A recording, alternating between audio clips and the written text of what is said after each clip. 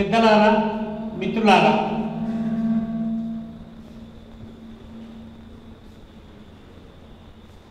ఈ పుస్తకానికి సంబంధించినంత వరకు ఇక చాలా పుస్తకాలు తీసుకొచ్చాను. దీనికి కారణం ఈ పుస్తకాల్లోంచి నేను చదవబోవడం లేదు, మీకు చూపించబోతున్నాను అంతే.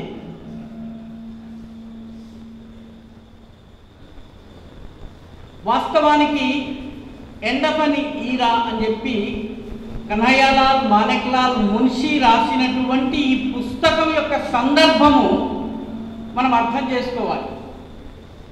దీని కాంటెక్స్ట్ని అర్థం చేసుకోకపోతే ఈ పుస్తకం యొక్క విలువ మనకు అర్థం కాదు.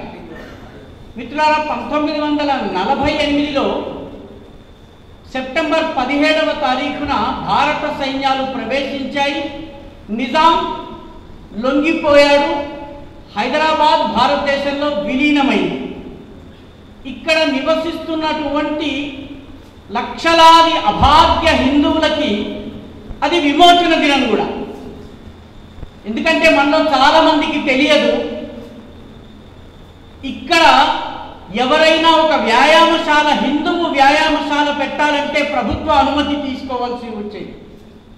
హిందువు పెళ్లి ఊరేగింపు తీయాలన్నట్టయితే ప్రభుత్వ అనుమతి తీసుకోవాల్సి వచ్చేది. దానికోసము గస్తీ నిషాన్ 53, గస్తీ నిషాన్ 53 అనేటటువంటి ఒక చట్టం ఉండేది. ఆ చట్టం ప్రకారము మొహరం నెల రోజుల్లో హిందువుల పెళ్లి జరగడానికి వీల్లేదు.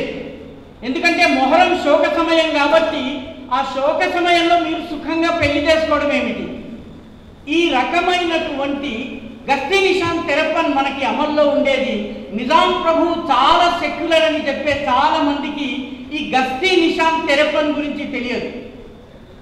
రజాకారులు చేసినటువంటి అత్యాచారాలను నిజాం సమర్థిస్తూ వచ్చాడు.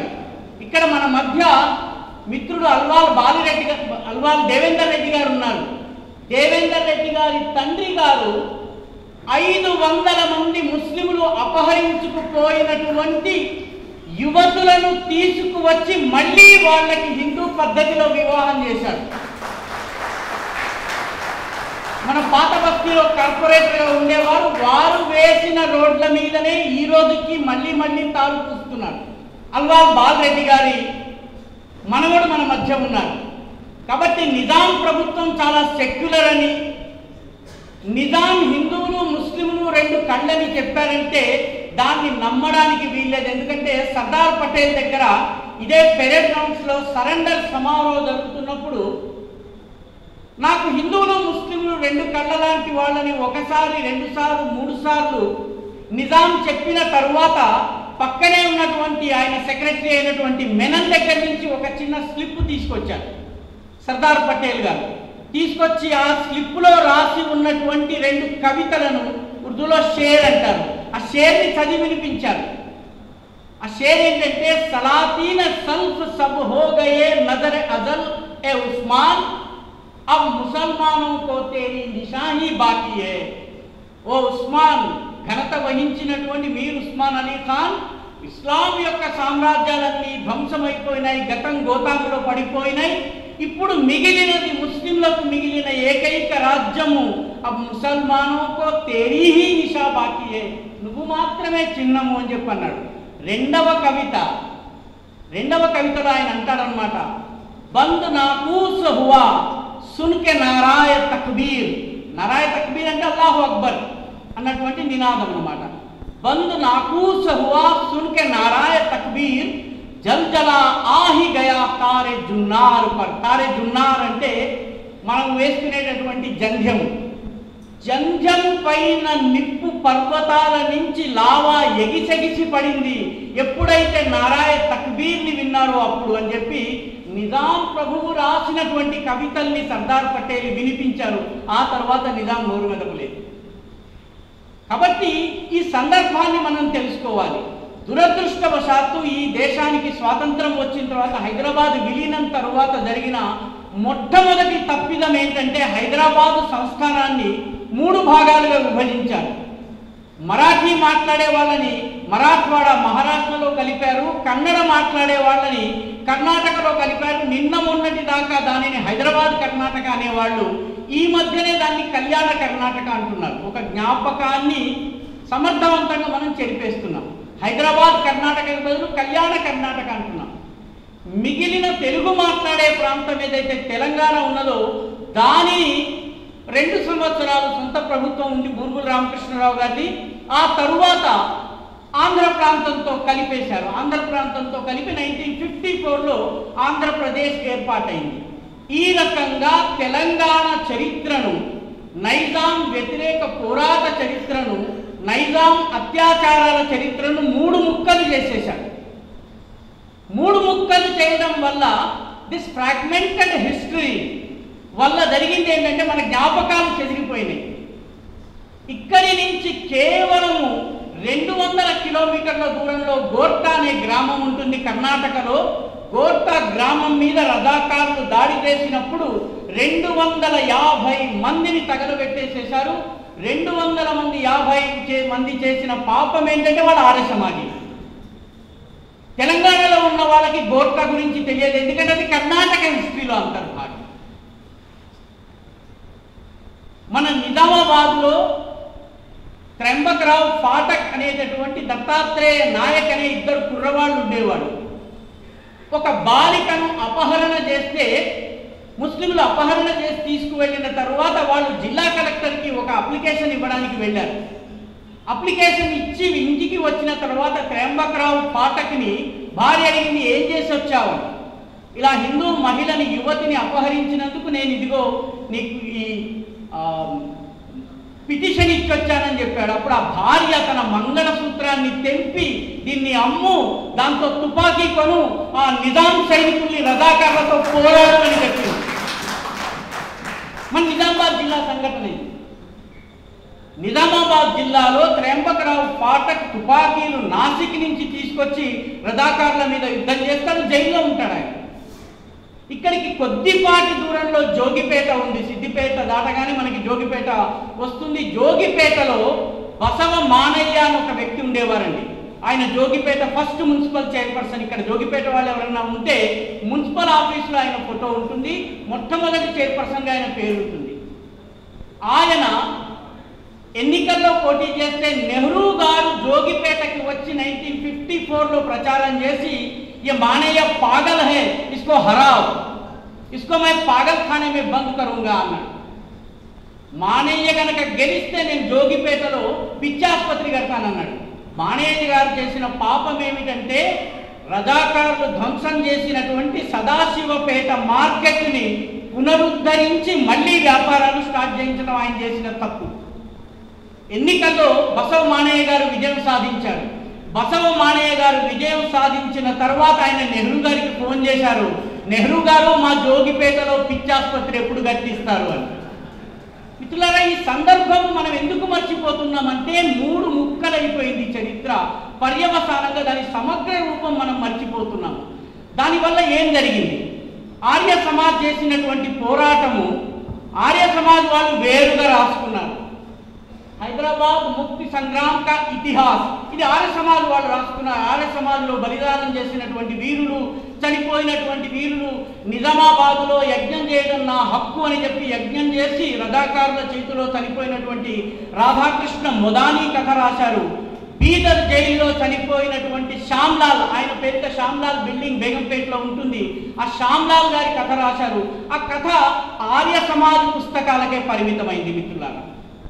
అదేవిధంగా వెల్దుర్తి మాణిక్యాలరావు గారు హైదరాబాదు సంస్థానంలో స్వాతంత్రోద్యమం అని పుస్తకం రాశారు. తెలంగాణ తప్ప మహారాష్ట్ర గురించి కానీ కర్ణాటక గురించి కానీ వీరు రాయలేదు.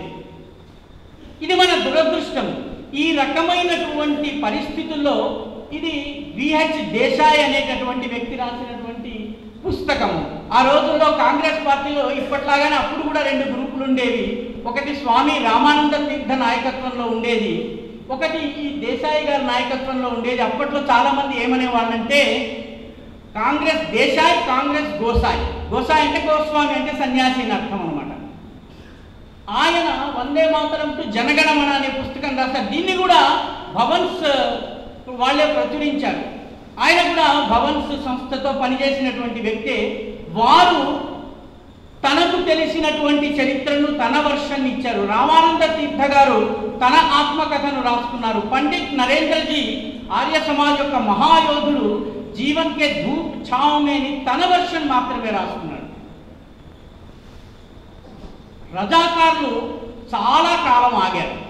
చాలా కాలం ఆగిన తరువాత 2012 నుంచి 2011 నుంచి వాళ్ళ ప్రయత్నాలు ప్రారంభమైన మిత్రులారా, 2012లో ఈ పుస్తకం వచ్చింది.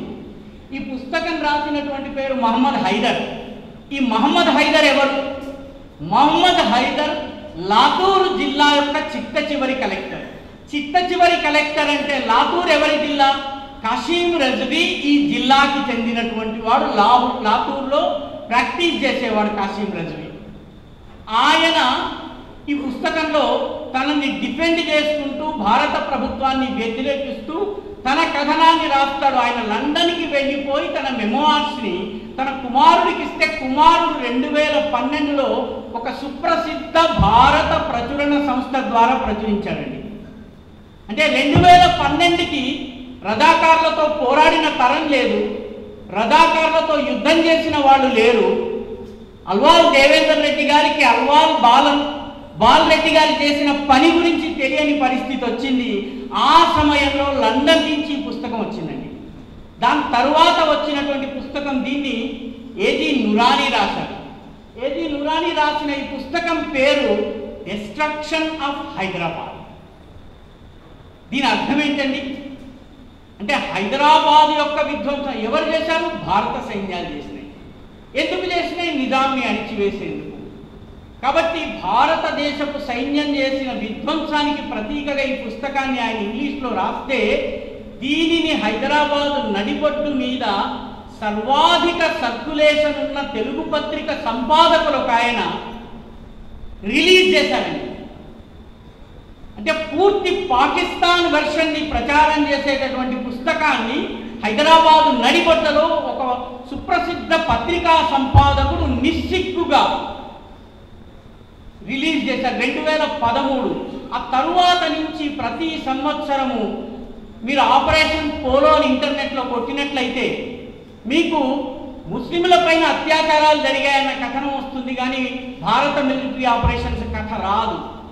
ఇదంతా నేను ఎందుకు చెప్తున్నానంటే 2012-13 నుంచి ఈ జాతి రజాకారులతో పోరాడిన వాళ్ళందరూ వెళ్ళిపోయిన తరువాత, ఆ జ్ఞాపకాలు పూర్తిగా నశించిపోయిన తరువాత ఇటువంటి పుస్తకాలు వస్తున్నాయి. లాయక్ అలీ చిట్ట చివరి ప్రధానమంత్రి హైదరాబాదుని ఏ రకంగా ఇండియన్ మిలిటరీ ధ్వంసం చేసిందో రాస్తూ ఒక పుస్తకం రాశాడు. ఆయన వర్షన్ అది, రజాకారుల వర్షన్. ఆ పుస్తకాన్ని భారత ప్రభుత్వం బ్యాన్ చేసింది. బ్యాన్ తీయగానే ఆంధ్రప్రదేశ్ ప్రభుత్వంలో కలెక్టర్ హోదాలో ఉన్నటువంటి ఒక మహానుభావుడు ఆ పుస్తకాన్ని అనువాదం చేశాడు. నిన్నగాక మొన్న ఆయన ఆ పుస్తకంలో ఉన్న విషయాలను ప్రజలకు వివరించే ప్రయత్నం చేశాడు. ఎవరి వర్షన్? లాయక్ అలీ వర్షన్. ఎవరు లాయక్ అలీ? రజాకార్ల నాయకుడు కాసిం రజ్వీ యొక్క అనుచరుడు అతను. అతనికి పాకిస్తాన్ మొదటి ఆర్థిక మంత్రి అయినటువంటి గులాం మహమ్మద్ అత్యంత సన్నిహితుడు. మనము మర్చిపోతున్నాము, వాళ్ళు మర్చిపోలేదు. కాబట్టి ఇటువంటి పుస్తకాలు వస్తున్నాయి, ఏడాదికి ఒక పుస్తకం వస్తుంది. ఈ నేపథ్యంలో వాస్తవమైనటువంటి కథనాన్ని చెప్పేటటువంటి ప్రయత్నము ఈ పుస్తకం చేసింది. నిజానికి ఎండ్ ఆఫ్ ఎన్ ఎరా ఏదైతే ఉందో అది ఇప్పుడు ప్రింట్లో దొరకటం లేదండి, అందుబాటులో లేదు. భారతీయ విద్యాభవన్కి నేను వెళ్ళి అడిగితే దొరకలేదు. నా దగ్గర ఒక పాత చినిగిపోయిన కాపీ ఉంది, దాన్ని చూశాను. ఆ తరువాత ఇప్పుడు తెలుగు అనువాదం వచ్చింది. ఎప్పుడు వచ్చిందండి? 2025లో వచ్చింది. ప్రత్యర్థి ప్రయత్నాలు ఎప్పటి నుంచి ప్రారంభమయ్యాయండి? 2012 నుంచి ప్రారంభమయ్యాయి. అంటే 12 సంవత్సరాల తరువాత మన వంతు కథనాన్ని చెప్పే ఒక పుస్తకం వచ్చింది. ఈ మధ్యలో భాస్కరేవ్ గారు రాసినటువంటి నిజాం నియంత నిజస్వరూపం పుస్తకం కసిరెడ్డి గారు రాశారు. నియంత తల వంచిన రోజు మన భాస్కరేవ్ గారు రాశారు. గొప్ప భాస్కర్ నిజాం అనే పుస్తకం రాశారు. ఇక్కడ అందుబాటులో ఉన్నాయి. కానీ ఈ పుస్తకము కేఎం మున్షీ గారు ఇక్కడ రెసిడెంట్గా ఉంటూ భారతదేశం యొక్క ఏజెంట్ జనరల్గా ఉంటున్నటువంటి సమయంలో ఆయన అనుభవాల ఆధారంగా రాసినాయి. ఇందులో కూడా ఆయన చాలా జాగ్రత్తగా రాశారు. ఆయన రాసింది 57లోనండి, 57లో రాశారు. ఇందాక చౌదరి గారు చెప్పినట్టుగా ఈ దేశానికి హైదరాబాదు విలీనమైనటువంటి మరుక్షణము నెహ్రూ గారు ఆయన్ని వేరే పనికి పంపించేశారు, హైదరాబాద్ నుంచి పంపించేశారు. సరెండర్ అయ్యే సమయానికి కేఎం మున్షి బొంబాయికి వెళ్ళిపోవాల్సి వచ్చింది. చాలామంది మిత్రులు మనల్ని కమ్యూనిస్టు మిత్రులు అడుగుతూ ఉంటారు, కేఎం మున్షి నిజాంని ఎందుకు రాజప్రముఖగా చేశారు అని చెప్పి అడుగుతూ ఉంటారు. కేఎం మున్షి గారు 18th సెప్టెంబర్ 1948 హైదరాబాద్ని వదిలేశారు, never to return. Raj Pramukh ఎవరు చేశారు? 50లో సర్దార్ పటేల్ చనిపోయిన తరువాత ఆయన రాజ్ ప్రముఖ్ అయ్యారు. 54 వరకు నిజాం ఏ జెండాకి దండం పెట్టాడు, ఏ జెండాకి జై హింద్ చెప్పాడు, ఈ ప్రశ్న తెలుసుకునేందుకు నేను చాలా పాత పుస్తకాన్ని తిరిగేశాను. చివరికి హైదరాబాదు చరిత్రకి సంబంధించినటువంటి అథారిటీగా భావించేటటువంటి నరేంద్ర లూథర్ గారితో కూడా నేను లిఖితపూర్వకంగా అడిగాను. 1952-54 వరకు నిజాం రాజప్రముఖగా ఉన్నప్పుడు భారతదేశపు జెండాకి దండం పెట్టాడా అండి అని, ఆయన సెల్యూట్ చేశాడా అని అడిగాను. ఆయన అన్నారు, గతాన్ని తవ్వడం ఎందుకు నాయన, వదిలేయని చెప్పాను. కాబట్టి నిజాం ఏం చేసి ఉంటాడో మీకు అర్థమవుతుంది. కాబట్టి ఈ పుస్తకము ఒక రెసిడెంట్గా పనిచేస్తూ ఇక్కడ ఉన్నటువంటి ప్రజానీకానికి భరోసా కల్పిస్తూ హిందూ ముస్లిం ఐక్యత చెడకుండా ఉండేందుకు, రజాకారులను దెబ్బతీసేందుకు భారత ప్రభుత్వం పక్షాన పనిచేసినటువంటి కన్హయ్యాలాల్ మాణిక్లాల్ మున్షి గారు చేసినటువంటి ప్రయత్నాల్ని ఆయన పుస్తక రూపంలో తీసుకొచ్చారు. కాబట్టి మనము చర్చించాలంటే మున్షి గారి రోల్ గురించి చర్చించాలి. ఈ పుస్తకంలో చాలా అమూల్యమైనటువంటి విషయాలు ఉన్నాయి.